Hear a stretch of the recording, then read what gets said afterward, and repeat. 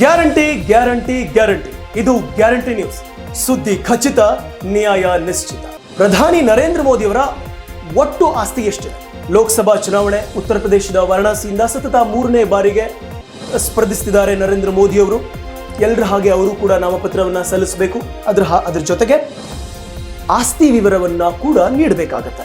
ಹಾಗಾದ್ರೆ ಎಷ್ಟಿದೆ ನರೇಂದ್ರ ಮೋದಿ ಅವರ ಹತ್ರ ಆಸ್ತಿ?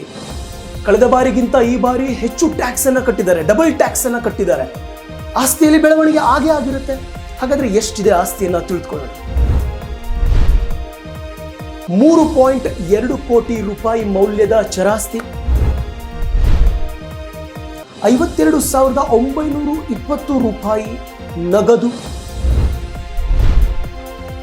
3 ಬಾರಿ ಸಿಎಂ ಆದ್ರು, 2 ಬಾರಿ ಪ್ರಧಾನಿ ಆದ್ರು. ಅವ್ರ ಹತ್ರ ಯಾವುದೇ ತರಹದ ಜಮೀನಿಲ್ಲ, ಕಾರ್ ಇಲ್ಲ, ಮನೆ ಇಲ್ಲ. ಮೋದಿ ಅವರು ಎಷ್ಟು ಟ್ಯಾಕ್ಸ್ ಕಟ್ತಾರೆ ಹಾಗಾದ್ರೆ?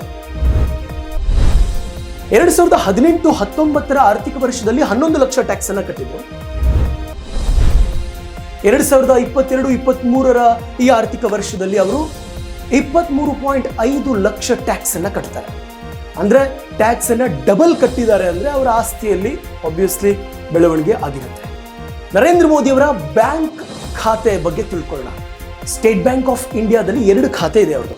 ಒಂದು ಗಾಂಧಿನಗರ ಶಾಖೆಯಲ್ಲಿ, ಆ ಶಾಖೆಯಲ್ಲಿ 73,304 ಅಂದರೆ 73,304 ರೂಪಾಯಿ ಇದೆ. ಇನ್ನು ವಾರಣಾಸಿ ಶಾಖೆಯಲ್ಲಿ 7,000 ರೂಪಾಯಿ ಬ್ಯಾಂಕ್ ಖಾತೆಯಲ್ಲಿ ಇದೆ. ಹಾಗಾದ್ರೆ ಹೂಡಿಕೆ ಚಿನ್ನಾಭರಣ ಎಷ್ಟಿದೆ?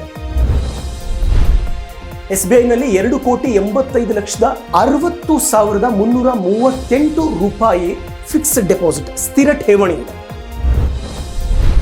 2,67,750 ರೂಪಾಯಿ ಮೌಲ್ಯದ 4 ಬಂಗಾರದ ಉಂಗುರಗಳಿದ್ದಾವೆ. ಇದೆಲ್ಲ ಮಾಹಿತಿ, ಈ ವಿವರ ಉತ್ತರ ಪ್ರದೇಶದ ವಾರಣಾಸಿ ಕ್ಷೇತ್ರದಲ್ಲಿ ಸ್ಪರ್ಧಿಸುವಂತಹ ನರೇಂದ್ರ ಮೋದಿ ಅವರು ನಾಮಪತ್ರ ಸಲ್ಲಿಸಬೇಕಾದ್ರೆ ಆಸ್ತಿಯ ವಿವರ ನೀಡಿದಾಗ ಅಲ್ಲಿ ಸಿಕ್ಕಂತ ಮಾಹಿತಿ ಲೆಕ್ಕಾಚಾರ. ಇಂತಹ ಮತ್ತಷ್ಟು ಸುದ್ದಿಗಳಿಗಾಗಿ ನೋಡ್ತಾ ಇರಿ ಗ್ಯಾರಂಟಿ ನ್ಯೂಸ್. ಸುದ್ದಿ ಖಚಿತ, ನ್ಯಾಯ ನಿಶ್ಚಿತ. ಗ್ಯಾರಂಟಿ ನ್ಯೂಸ್, ಸುದ್ದಿ ಖಚಿತ, ನ್ಯಾಯ ನಿಶ್ಚಿತ.